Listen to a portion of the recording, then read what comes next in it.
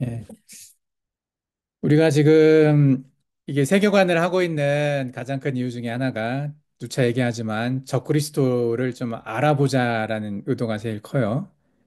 적그리스도를 뭐 하나님께서 나중에 알려주시겠지만 많은 이렇게 기도하시는 분들한테 알려주시는 방법이 있겠지만 이제 우리가 지금 알려고 하는 방법은 이성을 사용해서 논리적으로 여러 가지 지식과 이런 것들로 어, 좀 오는 것을 좀 봤으면 좋겠다는 생각을 가지고 있어요. 예전에 예수님 처음 오셨을 때 동방 박사들처럼 동방 박사들은 여러 가지 징조와 어떤 하늘을 보고 이런 것들을 알아서 그 먼 길을 일부러 찾아갔잖아요.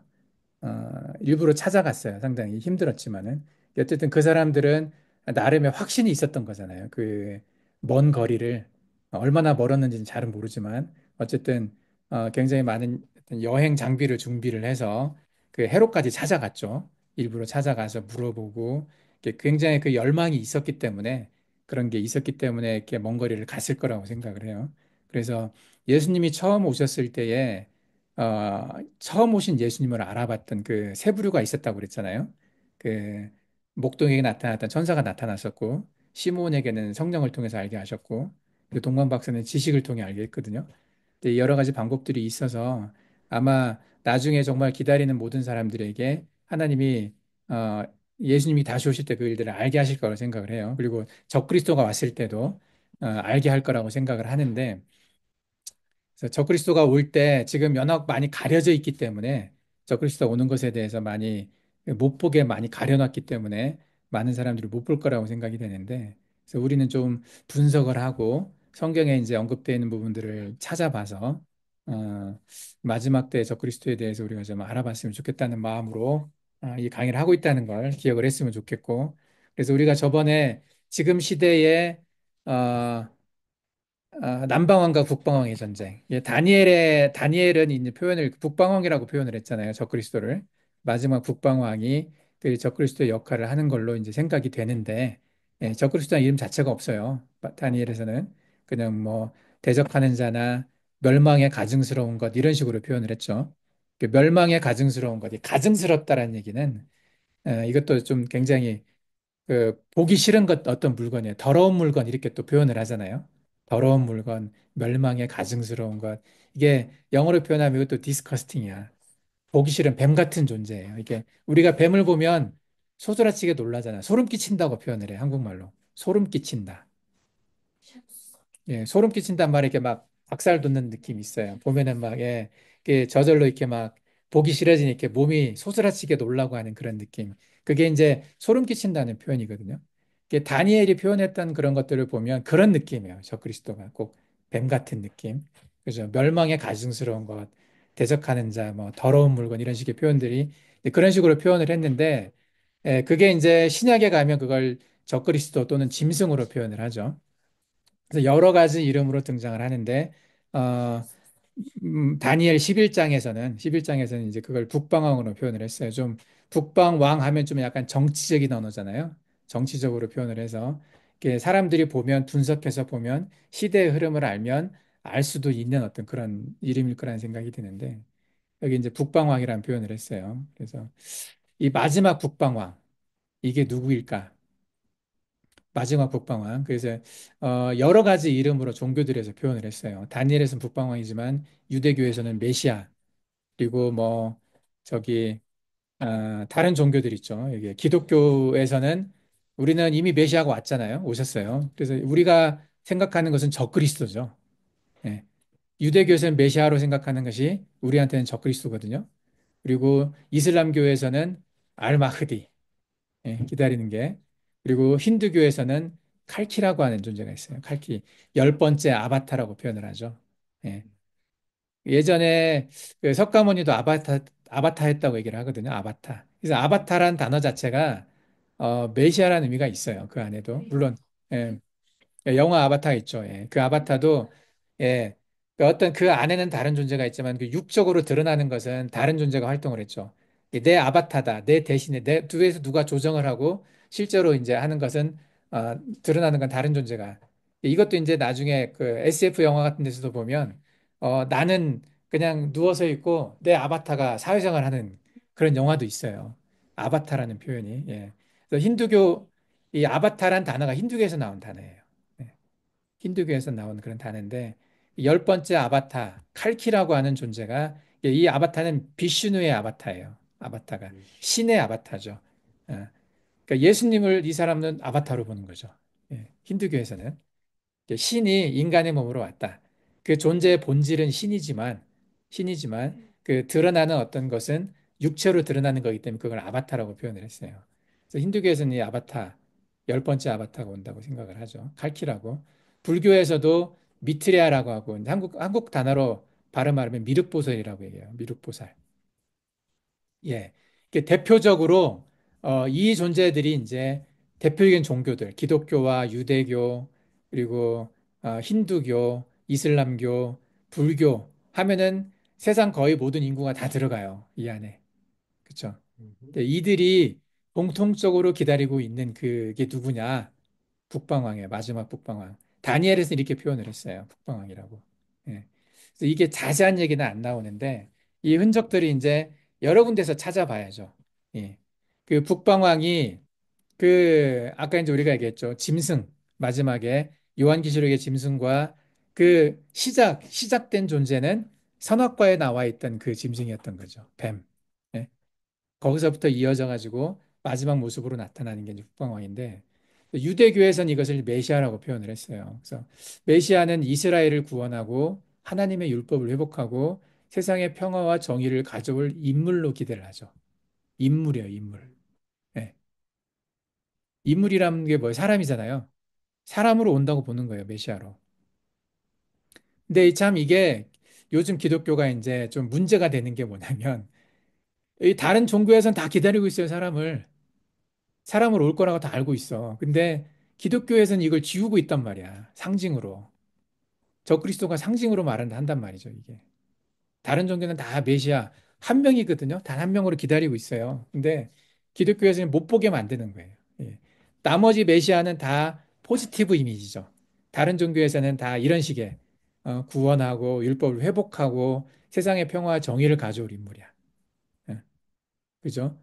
그래서 여기 근데 관련된 성경 구절이 있어요. 이 사람들이 이제 에레미야나 이사야나 이런 데서 아, 뭐 보라 내가 의로운 한 가지를 내 종 다윗에게서 나게 할 것이다. 그가 왕이 되어 지롭게 다스리며 공평과 정의를 이 땅에 시행할 것이다. 예언돼 있어요, 이게. 이게 누구예요, 우리는? 우리가 보기엔 예수 그리스도거든요. 이미 오셨어요. 이 땅에 오셨고 다시 오실 거예요. 우리가 기다리는 재림 예수도 메시아잖아요. 이미 이 땅에 오셨던 메시아야. 근데 우리가 기다리는 재림 예수는 다른 종교에서 기다리는 메시아보다 타이밍이 조금 늦게 오셔요. 어.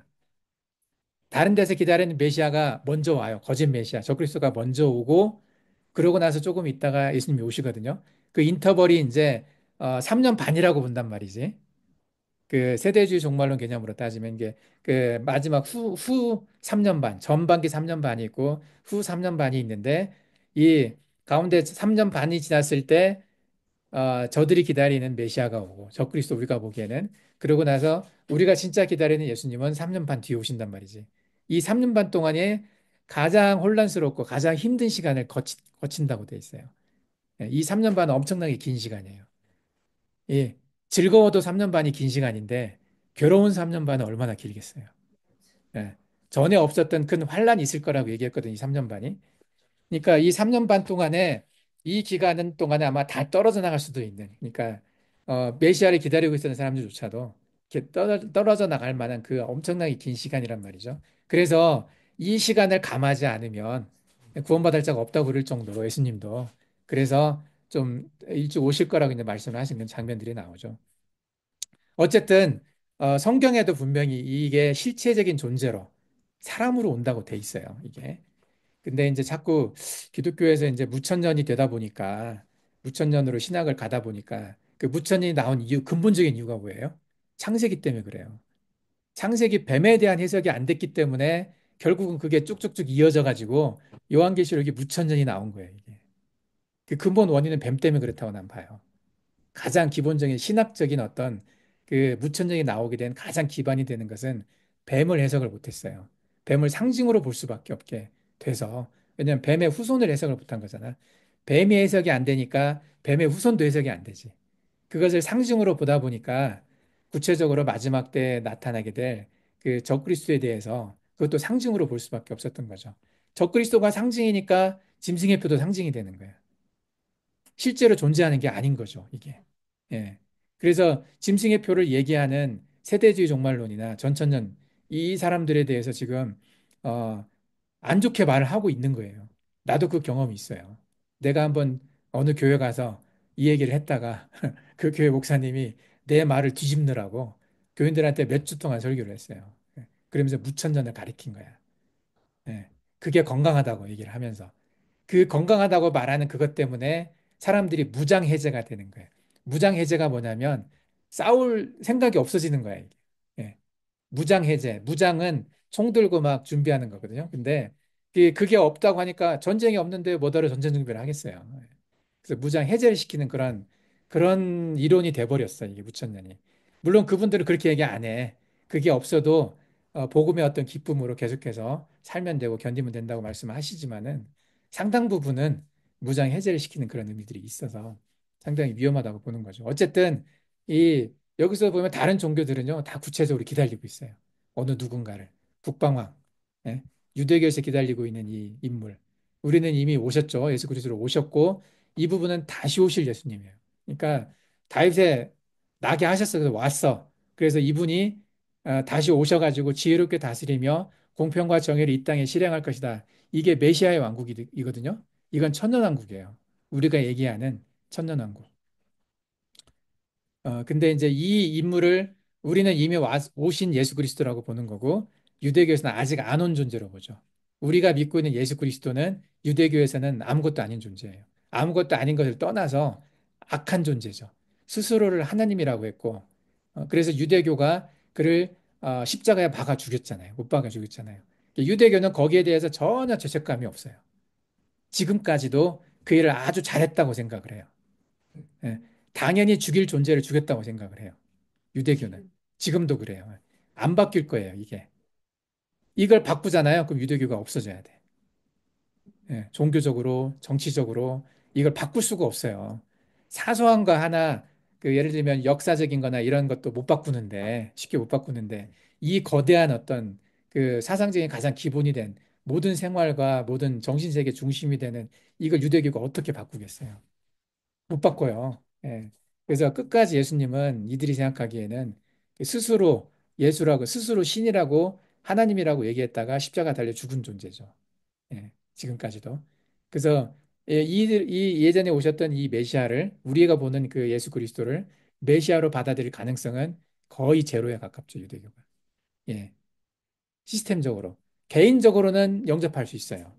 개인적으로는. 근데 유대교 자체가 전체가 다 우리가 그동안 잘못했다. 수천 년간 뭐. 그 고백을 하겠어요, 이 사람들이? 못하죠. 유대교가 그래서 가장 강력한 어떻게 보면 적그리스도의 세력인 거죠. 그래서 적그리스도가 유대교에서 나오는 거예요. 내가 뒤에 또 설명을 하겠지만 유대교 백그라운드에서 메시아가 나올 수밖에 없어요. 이 거짓 메시아, 적그리스도가. 예. 그들이 그걸 만들어낼 거예요. 예. 여자가 중요해요. 엄마가 중요해. 예, 예. 이 적그리스도의 엄마가 굉장히 중요해요. 예, 예. 그때에서 적그리스도 나오면 다른 뭐 그러니까 이제 내가 그 얘기를 할 거예요. 다른 종교와 합쳐져. 그 합치는 것이 카발라가 될 거예요. 카발라가. 카발라는 다른 종교를 다 품을 수 있어요. 예, 예, 카발라 얘기를 할 거예요. 할 건데 이 카발라가 굉장히 이 카발라가 릴리스가 카발라에서 나왔잖아. 릴리스의 개념이. 예. 카발라에서 릴리스 되게 중요하거든요. 거기서 나왔어요. 카발라에서 릴리스가. 하여튼 유대교에서 나온 개념이에요. 카발라. 아니 저기 릴리스가. 근데 기독교는 유일하게 내가 두 번째 기독교를 넣어놨는데 내가 이제 이 첫 번째 유대교를 넣은 이유가 뭐냐면 유대교에서 북방왕이 나올 거니까 유대교 백그라운드로 그리고 그 유대교 백그라운드가 누구냐면 아시케나지 유대인들이에요. 아시케나지 유대인들이 누구냐? 에도마이트들이에요, 그게. 예. 에도마이트가 유대인으로 이미 들어왔어요. 그 에도마이트 뿌리를 갖고 있는 유대인이 누구냐면 지금 아시케나지 유대인 중에 뭐 로스차일드나 록펠러나 이런 엘리트라고 말하는 그룹들이 있어요. 그리고 그 안에 지금의 네타냐후나 트럼프나 푸틴이나 다 들어있어, 이 사람들이. 예, 직간접적으로 연결이 돼 있어요. 그리고 그게 여러 가지 자료들에서 드러나요. 이 사람들이 카발라파 유대교 랍비들과 만나가지고 이야기하고 그들이 주는 선물을 받고 또 그 안에 또 교황도 있어요. 교황도 카발라파 안에. 그래서 카발라가 가지고 있는 의미가 엄청나게 큰 것 같아요. 그 카발라가 힌두교나 이슬람이나 불교 다 커버할 수 있어요. 이 사람들이 가지고 있는 어떤 그런 논리로 따지면. 그래서 카발라를 중심으로 종교 통합이 일어날 거라고 봐요, 나는. 그리고 여기에서 기다리고 있는 이 카발라에서 기다리고 있는 메시아가 다른 불교나 이슬람이나 힌두교에서 기다리고 있는 메시아와 연결될 거예요. 그들도 받아들일 수 있게 그 백그라운드가 아마 다 형성이 될 거라고 생각이 돼요. 그래서 우리와는 다르게 다른 종교는 이미 다 그쪽으로 통합이 돼가고 있어요. 이슬람에서 기다리고 있는 것도 세상의 구원과 이슬람의 회복, 평화와 정의의 회복이에요. 제일 중요한 게 정치적이죠. 예. 그리고 이런 관련 구절들이 여러 군데 많이 나와요. 이슬람도 이 메시아를 기다리고 있는 구절들이 많이 있어요. 보면 사히 무슬림이라고 되어 있는데 마흐디는 이게 들 메시아잖아요. 내 후손들 중에 한 사람일 것이다. 예, 내 후손들, 이 내 후손이 누구냐면, 저기, 무하마드지, 무하마드. 예, 모하메트죠. 모하메트의 후손 중에 하나라고 보는 거죠. 이게 모하메트의 후손이어야 되고, 다윗의 후손이어야 돼. 후손 중에는. 예, 이 혈통이 되게 중요해요. 딱 정해놨어요, 혈통을. 예, 블러드 라인이 지금 정해진 거야. 이거 누가 빙의하는 게 아니에요. 사탄이 빙의해서 누구나 다, 모든 사람이 다 마흐디가 될 수 있는 게 아니야. 이 사람들은 되게 혈통을 중요하게 생각을 해요. 예, 내 후손들 중에 한 사람일 것이며, 유대교에서는 다윗의 후손 중에 하나예요. 또 나와 있죠. 그의 이마는 넓고 코는 길며, 그는 세상의 폭력과 불의가 가득한 상황에서 나타나서 정의와 공평을 가져올 것이다. 이렇게 얘기를 해놨어요. 뭐 여기 보면 이제 하디스에 보면 하디스가 이제 무슬림의 요한계시록 같은 거거든요. 종말에 대한 예언을 담고 있는 책인데 거기도 보면 메시아, 이사, 뭐 마리암의 아들 그가 지구를 심판하러 내려올 것이며 의로써 다스릴 것이다 이렇게 표현되어 있어요. 예. 누구의 자녀인가, 누구의 후손인가가 굉장히 중요해요. 여기서는. 왜냐면 우리가 예수 그리스도가 처음 오실 때 구약에서 그 혈통을 엄청나게 강조를 했잖아요. 내가 처음 성경 읽을 때 뭐 쓸데없이 이렇게 사람들이 이름을 많이 썼나, 족보를 썼나 나는 궁금했었거든요, 처음에. 근데 족보를 집요하게 써요, 성경이. 집요하다가 뭔 줄 알아요? 집요하다. 이건 빼놓지 않고 굉장히 중요하게 그 족보를 얘기했다는 거예요. 지루한데 누구의 아들, 누구의 아들, 누구 계속해서 여러 번 반복을 해요. 마태복음에서도 얘기하고 누가복음에서도 얘기하고 창세기에서도 얘기하고 그래서 구약에서도 얘기를 많이 하거든요. 그만큼 이 혈통이 중요했다는 거예요, 그리스도한테는. 왜냐하면 그 라인을 그런 것처럼 이 적그리스도가 기다리는 메시아도 혈통을 강조를 하는 거예요. 되게 강조를 하는 거죠. 그래서 힌두교도 마찬가지죠. 힌두교는 이제 물론 사람으로 나죠. 비슈누의 열 번째 아바타로 날 거다. 얘네들은 불교나 힌두교는 이게 뭐랄까 그 윤회 같은 걸 생각을 하잖아요. 이게 그들이 인정을 하면 되는 거잖아. 그들의 기억, 이것도 이제 그 뭐야, 유전의 흐름이죠. 이들이 전생에 누군가를 기억하는 것을 뭘로 기억을 하겠어요? 후속 유전학이거든요. DNA가 있는 거야, 그 안에 어떤 식으로든 간에. 이게 그 연결되어 있는 뭔가가 있을 거라고 생각을 되거든요. 어쨌든 그 열 번째 아바타로, 이 육아 세상, 불순한 세상, 예, 불순한 세상이라는 뜻은 좀 이렇게 불의한 세상이죠. 공의롭지 못하고 악한 자들이 후치타하게 되고 뭐 이런 그런 도덕이 무너지고 이런 세상 끝에 나타나서 세상의 악을 물리치고 다름화를 회복하며 새로운 시대를 열게 될 것이다. 이렇게 얘기를 하거든요. 이게 이제 공의 같은 거죠. 세상의 공의, 정의 같은 거, 다름화가 회복되는 거. 예. 이런 것들이 이제 기록이 돼 있어요. 여러 가지로. 그리고 불교에서도 이제 미륵부처, 석가모니도 한때 이제 그 석가모니도 비슷하게 인카네이션 비슷한 의미를 갖고 있어요. 어, 예수님처럼. 예. 다섯 번째 부처로 이제 석가모니 부처 이후에 다섯 번째로 부처로 나타나서 석가모니가 다섯 번째 아바타였다 이렇게 얘기를 하죠. 이 힌두교하고 불교는 연결돼 있어요. 그 세계관이 비슷해요. 예. 왜냐하면 힌두교에서 불교가 나왔거든요. 그래서 힌두교의 용어와 불교의 용어가 비슷해요. 우리가 저기 어디야 저기 산에 갔다 왔었잖아. 어트공탱게를 어트공탱게를 산에 갔다 왔는데 그 안에 살고 있는 누가 이름이 부처 이름이 있거든요. 부처야. 그 어트공탱게를 안에 살고 있다고 알려져 있는 부처가 있어요. 전설이 있잖아. 예. 저기 카일라스에 시바가 살고 있다고 얘기하는 것처럼. 그래서 시바가 가지고 있는 이미지하고 어트공탱게리에 살고 있는 그 부처가 갖고 있는 이미지가 비슷해요. 예. 역할도 비슷하고. 그래서 이 불교의 세계관과 힌두교의 세계관은 비슷하거든요. 예.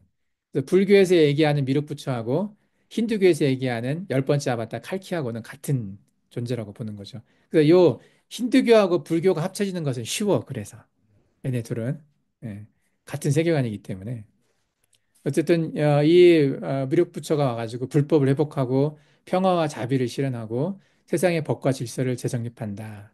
똑같은 얘기죠. 예. 예.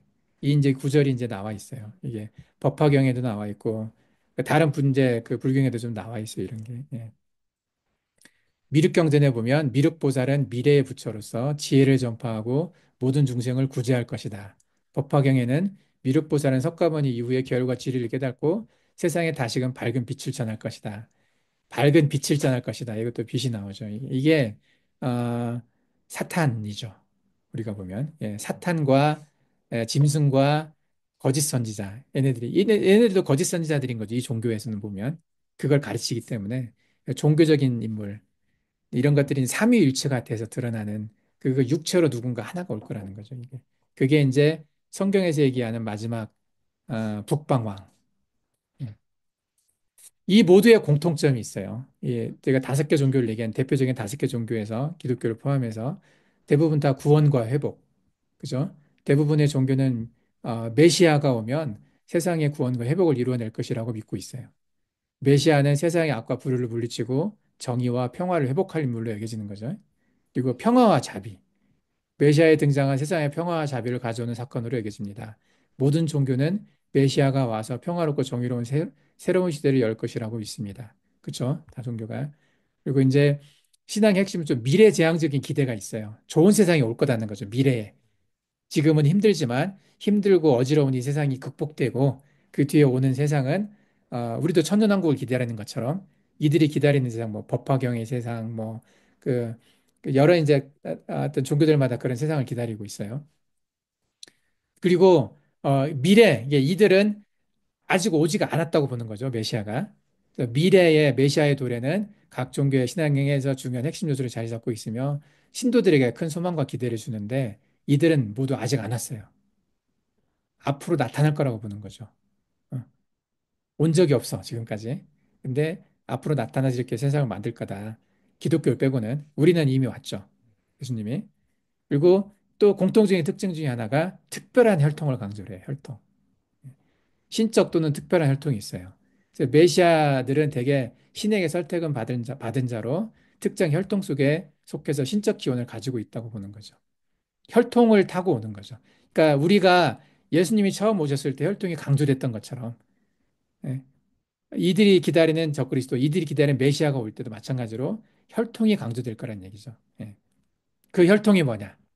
그 혈통이 우리가 생각하는 적그리스도 혈통이라는 거죠.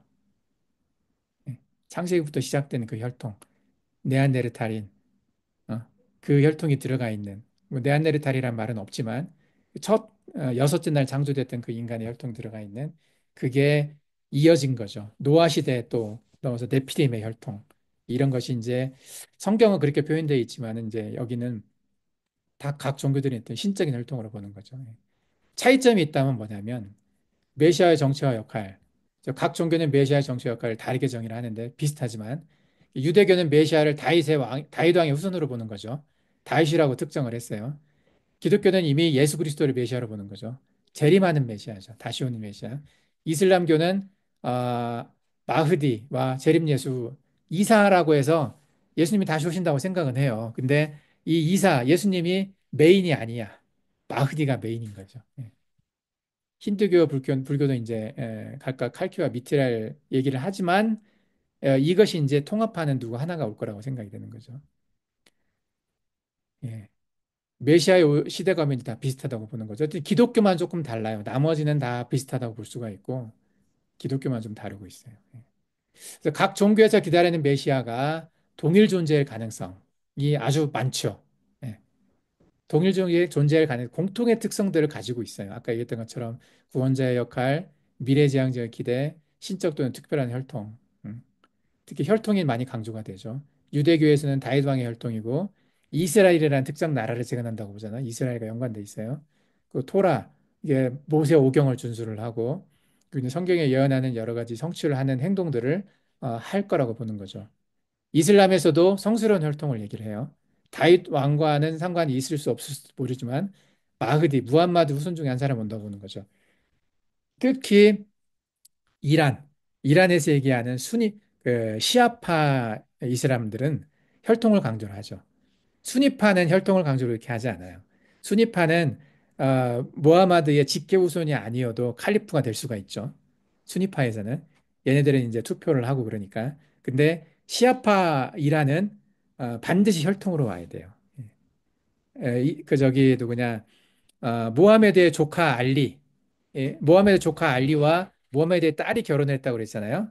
그 딸이 결혼을 했는데 모하메드 조카 알리와 그 딸을 통해서 난 아들 둘 중에 하나는 사라졌고 하나는 암살당했어요. 알리도 암살을 당했고 이 사라진 알리의 아들 그 혈통이 올 거라고 보는 거예요. 기다리고 있어요, 지금.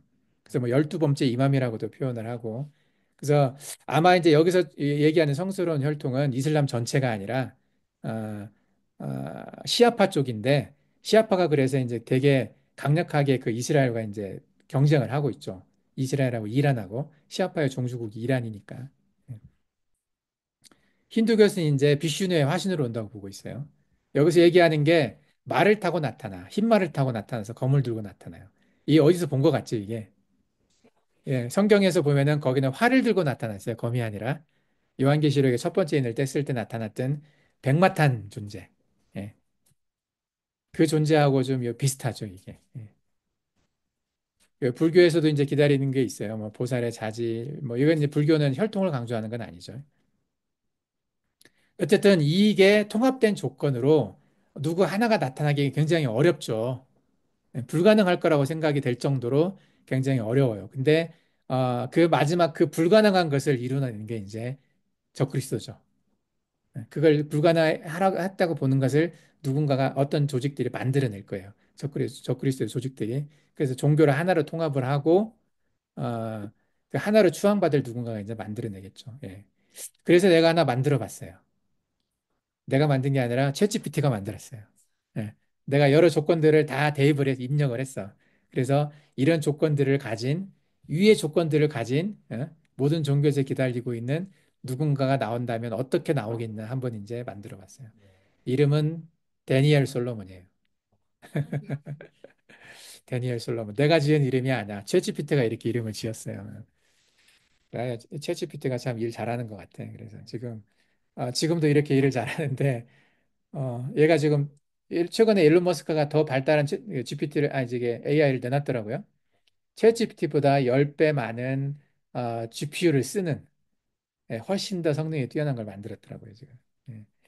걔는 어떤 일을 할지 모르겠어. 그래서 지금 굉장히 어쨌든 얘가 이제 만든 게 서기 1996년 이 96년에 내가 좀 정했어요. 얘는 조금 다르게 말을 했는데 좀 늦게 미래로 얘기를 했어요. 근데 이제 내가 보는 견해는 지금 이미 활동하고 있다고 보거든요. 그래서 조금 이제 이 시기는 내가 조절을 했는데 1996년 예루살렘의 한 밤, 하늘에서 유성하고 쏟아지던 밤에 다윗 왕, 실제는 에돔의 후손이죠. 이게 섞여 들어갔을 거라고 생각을 해요. 다윗 왕과 무함마드의 후손인 이브라임, 이브라임과 아버지가 그리고 비슈누 신의 신도이자 보리수 아랫에 태어난 여자 사라 사이에서 한 아들이 태어났습니다. 이 여자가 중요한데 지금 여자는 모르겠어요. 어떤 여자가 어쨌든 여자도 아마 상당히 유명한 인물이 되지 않을까 생각은 들어요. 우리 그 세미라미스나 뭐 그 릴리스를 생각을 한다면은 이 아이가 바로 데니엘 솔로몬이었습니다. 예. 그래서 그의 출생은 이미 여러 연에서 예측되었고 많은 이들에게 기적과 희망의 징표로 여겨졌습니다. 데니엘은 어린 시절부터 여러 종교의 가르침과 철학을 공부하며 성장했습니다. 그는 성경, 토라, 코란, 베다, 불경 등 다양한 경전을 암송하고 그 내면의 지혜들을 터득했습니다. 다양한 문화와 언어를 배우며 그의 지혜는 점점 더 깊어졌습니다. 그는 사랑과 자비를 중요시하며 모든 종교의 가르침을 통합하는 능력을 갖추게 되었습니다. 다니엘이 25세가 되었을 때, 25세는 몇 년이에요, 이게? 예. 그는 모든 종교가 화합할 수 있는 그 가능성을 탐구하기 위해 전 세계를 여행하기 시작했습니다. 그 과정에서 그는 많은 기적을 일으켰습니다. 그의 손길로 병을 치료하고 기근을 해결하며 기후변화를 일으키는 능력을 가진 신비로운 인물로 명성을 얻습니다. 이거 내가 쓴 건 아니야. 챗GPT가 이렇게 썼어요.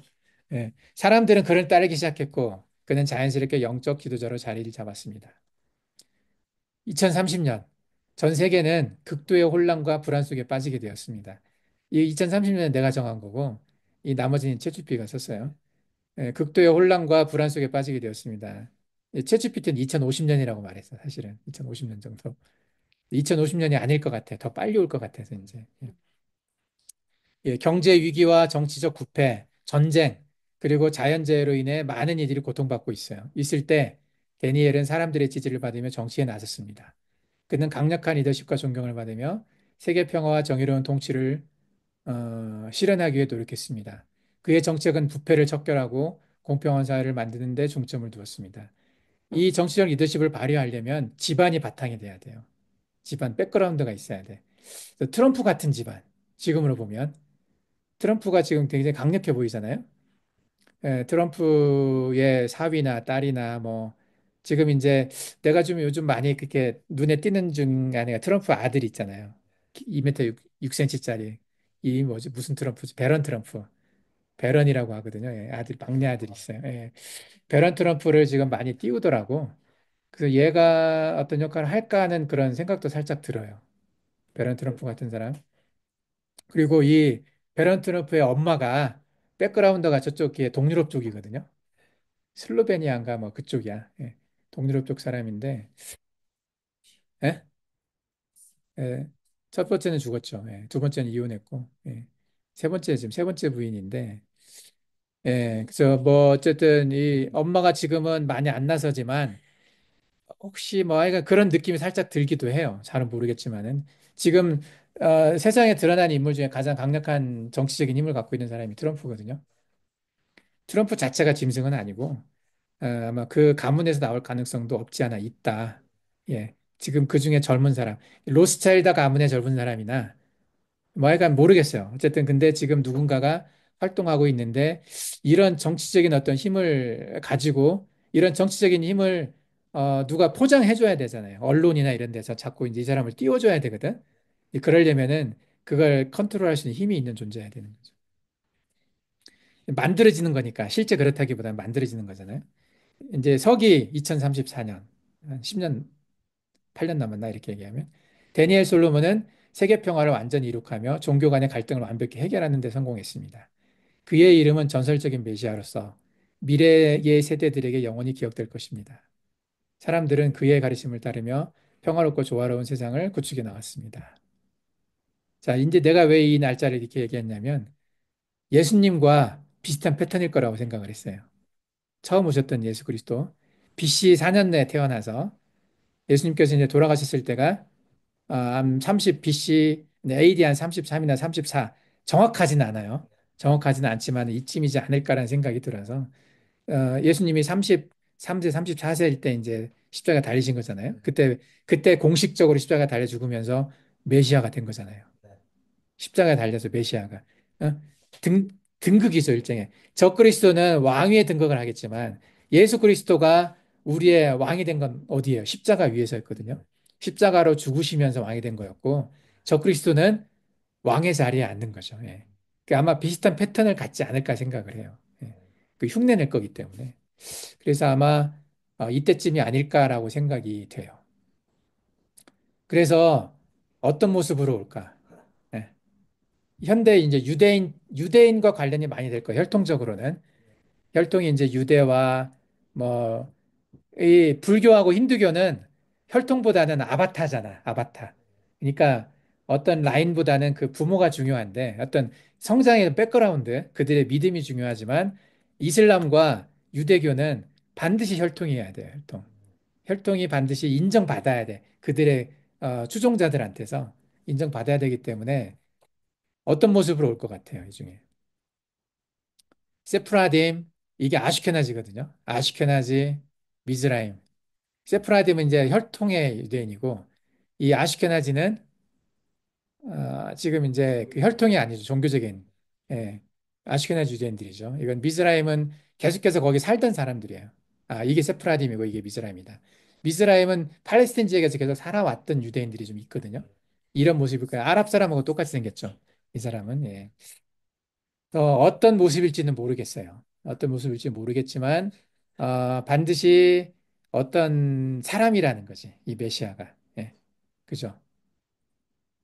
이것이 중요해요. 북방왕이 사람으로 온다는 거예요. 상징이 아니라. 예. 구체적으로 정치적인 백그라운드, 종교적인 백그라운드를 가지고 올 거라는 거죠. 예. 이것에 대해서 우리가 이게 상징이 아니라 현실로 인식을 할 필요가 있어요. 예. 그렇게 생각을 하고 이 시대를 바라보면 더 잘 보인다는 얘기죠. 그래서 이제 이 사람들이 지금 어떻게 나가고 어떻게 지금 어떤 모습으로 드러나고 있는지를 다음 시간부터 좀 얘기를 할 거예요. 예. 우리가 예전에 이제 공부했었던 거와 좀 연결은 돼 있지만은 이 아슈케나지 유대인들이 하고 있는 일들을 좀 다음부터 좀 봅시다. 예. 오늘 여기까지 하고 마치겠습니다. 자.